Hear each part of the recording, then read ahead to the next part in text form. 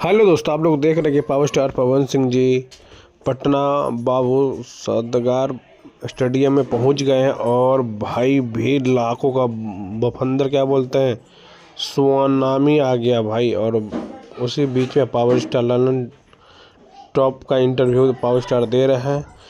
और कुछ ही देर में देख रहे हैं कि एक भाई नीचे से पवन भैया का, माता जी का और पवन भैया का फ़ोटो लेके नीचे से आवाज़ लगा रहा है। ठीक है, तो आप लोग को दिखाई देगा कि आप लोग भाई कितना अपने पावर स्टार को चाहते हैं।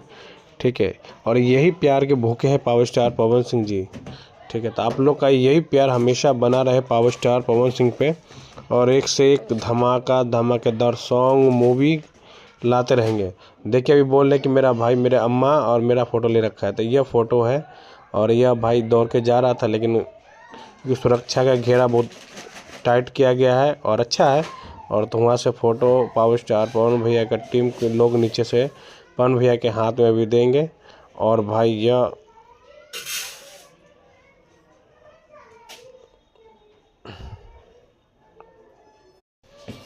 पावर स्टार पवन भैया का टीम का लोग पवन भैया के हाथ में यह फ़ोटो अभी पहुंचाएंगे।